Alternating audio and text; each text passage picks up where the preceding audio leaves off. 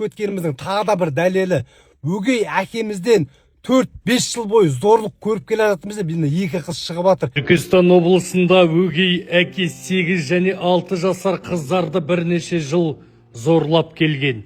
6 жасар мен 8 жасар қызды бір жерге жатқызып қойып, оларға бір-бірлерінің мүшелерін жалатқызып, еще өзінің денесін жалатқызу, ол хайуандықтан да артық тірлік. Бұл ешақтың бұтына семей атқан кесу керек.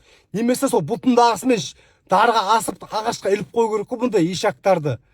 Жақсылық жасамаған мына кішкентай бүлдіршіндерге жақсылық жасамай ма?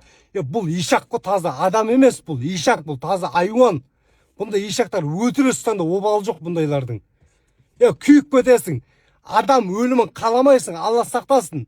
Бірақ мына жаныңа бататта бұндай ешақтар күніге қылмыс істеп жатыр. Адам өлтіріп жатыр, адам зорлап жатыр. Бұндай ешақтарға аяушылық танытпау керек. Не болып кетіппіз, қандай елге айналып бара жатырмыз? 2026 басталғалы бір жақсы жаңалық естіген жоқпыз. Ана Алматыда пышақтап өлтіру, Қызылордада, Ақтөбеде бір отбасы жоқ болып кетті. Кеше Шымкентте мынау қарындасымызды қолап жүріп пышақтап өлтірді. Бүгін естіп отқанымыз тағы да осы жаңалық зорлау деген. Не деген ел болып бара жатырмыз, қандай халыққа айналып бара жатырмыз. Заң орындағылар, сіздерде халық сұрап жатыр ғой, қайта-қайта өлім жазасын сұрап жатыр, қатаң жаза сұрап жатыр. Егер осындай мәселені қолға алып істей алмайтын болсаңыздар, қатаң жаза бере алмайтын болсаңыздар, бұндай ешақтар халыққа беріңіздерші, халық өз жазасын береді. Халық еріккеннен, іші пысқаннан бұндай жаза сұрап отқан жоқ сіздерден. Әбден күйінді, әбден тойды осындай қылмысқа. 20 күн болды ма 2026 басталғалы?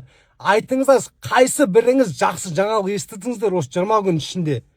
Тек қана өлімнен көз ашпай жатырмыз. Құрметті жоғарыда ағалар, қатаң жаза беріңіздерші осындай айуандарға, немесе халыққа беріңіздерші осындай ешақтарды.